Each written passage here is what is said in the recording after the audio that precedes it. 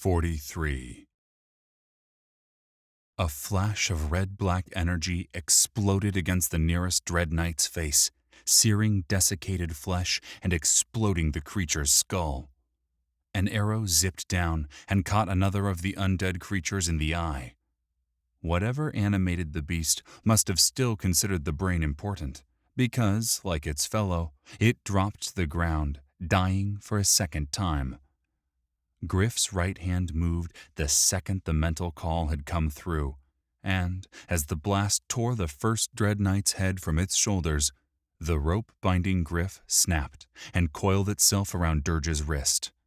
The thief yelped in surprise and attempted to thrust the dagger home, but the serpentine rope's strength was too much. The rest of the rope disentangled from Gryph and flowed around Dirge and squeezed. Gryph poured his will into the rope and activated the spider silk's compel ability. "Drop the blade," he ordered Dirge. The Egyptian's face contorted, but he held onto his blade. Ovrim was right. The man had a strong mind. "Betrayers!" the Barrow King bellowed in a voice that tore at Gryph's bones. The revenant leapt from the dais with incredible speed and raised his staff on high. As the Barrow King landed, he brought the tip smashing down onto the stone floor. A wave of raw energy exploded from the impact point, knocking everything in the room from their feet. The Barrow King spun his staff and pointed its gnarled tip at Gryph. Tendrils of inky black shot from it and flew towards Gryph. He rolled and spun, avoiding the lithe streams of smoke and darkness. He pulled his spear from his inventory and pushed mana into the tip.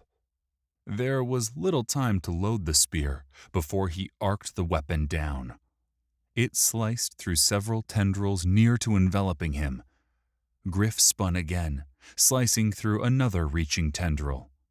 Then one, and another, and then a half-dozen grasped a hold of Gryph and squeezed. The spear fell from his grasp as his body immobilized. The tendrils squeezed harder, stretching him. Gryph imagined being drawn and quartered felt like this.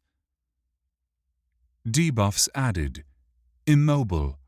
Health drain, 5 points per second. Mana drain, 5 points per second. Stamina drain, 5 points per second. Spirit drain, 5 points per second. Gryph screamed in pain as his life essence siphoned from him and into the Barrow King. He couldn't grab his spear, couldn't down a health potion. He couldn't move. But he didn't need to. Gryph poured mana into his chest plate and released it. The room exploded with the light of a newborn sun. The tendrils burned away under the intense glare, and Gryph could almost hear them scream in otherworldly pain. Dirge, his thugs, and every Dread Knight in the room roared in pain as the searing light bit at their eyes, blinding them. The Barrow King staggered. Gryph was surprised that the brightness did not blind him.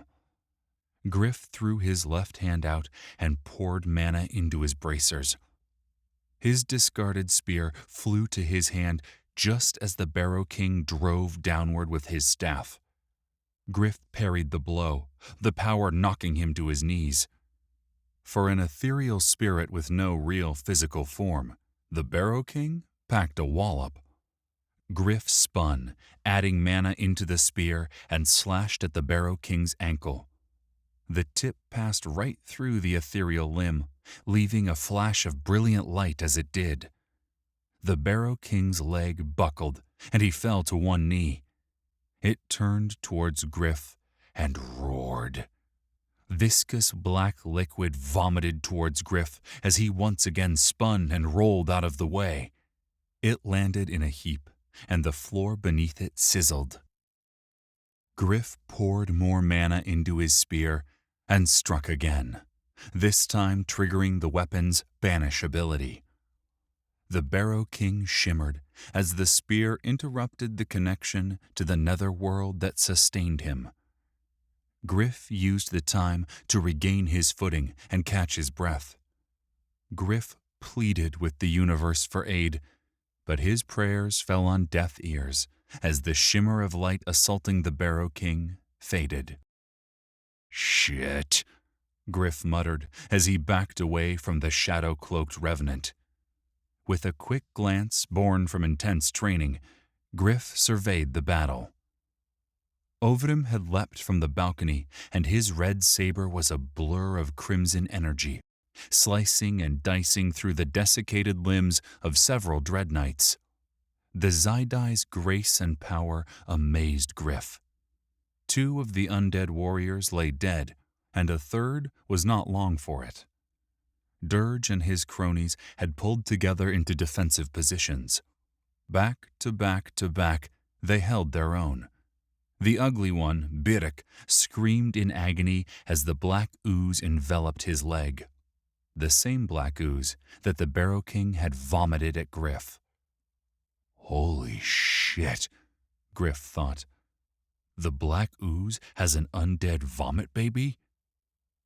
Gryph watched in horror as the baby ooze leached itself up Birik's body, consuming him. The brute swung his sword down in panic, doing as much damage to his own leg as to the ooze. Soon he collapsed, and he was enveloped. The large man's horrific screams were muffled and then ended. The smell of dissolving flesh reached Gryph's nose, spasming him from his momentary shock. Wick was nowhere to be seen. Gryph smiled. That was part of the plan. The gnome conjurer's power did not lay in hand-to-hand combat, but in his ability to summon. A powerful ally was about to join the fray. Zeg was at the cage holding Tifila, struggling with the lock. Gryph couldn't hear what the gnome woman was saying, but he knew that her gentle voice was encouraging the imp. She made eye contact with Gryph and nodded. Gryph turned back to his own fight as the Barrow King launched a lightning-quick strike of his staff. The gnarled wood caught Gryph in the chest, and a pulse of black energy smashed him backwards. Pain erupted, and for a moment Gryph feared his heart had stopped. But soon he felt the beat, and a deep breath pushed a shard of icy pain into his chest. He had broken ribs, and his health bar had dropped by a quarter. The Barrow King swung again, and Gryph knew he couldn't take another shot like that. He thrust his right hand out and activated his ring. The bubble of solid air shimmered as the staff struck.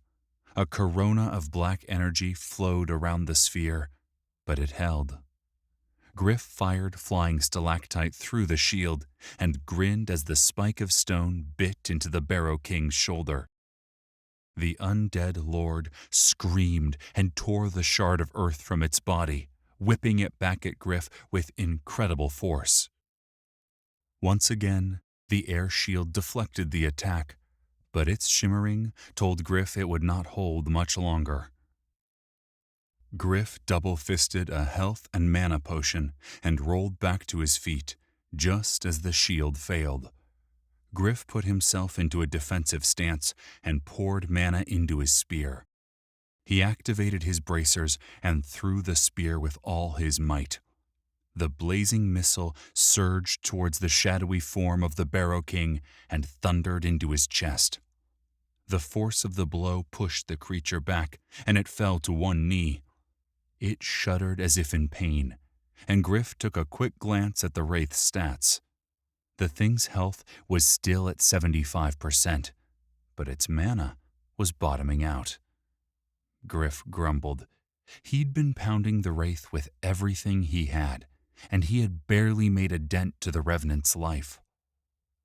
The Barrow King pulled himself back up to his full size. It pulled the spear from its body and held it in a shaking hand. A pulse of power flowed down the Barrow King's arm, and Gryph's spear disintegrated into ash. Shit. Losing spears was becoming a bad habit for Gryph. Then, things got worse. The Barrow King's dead eyes filled with eldritch green energy, and it spread both arms wide. Its mouth opened far wider than it ever could have in life, and a piercing scream, like the sound of some demonic bird calling allies to arms, erupted from its throat. Around the chamber, the fallen bodies of the Dread Knights and Byrrc shook as if seething maggots were trying to burrow free. Pulsing blobs of green energy erupted from their mouths and flew into the waiting maw of the Barrow King. The Revenant's body spasmed, and all of his stats surged to 100%. The Barrow King had just used their souls as casually as Gryph would use a healing potion. He advanced on Gryph with terrible speed.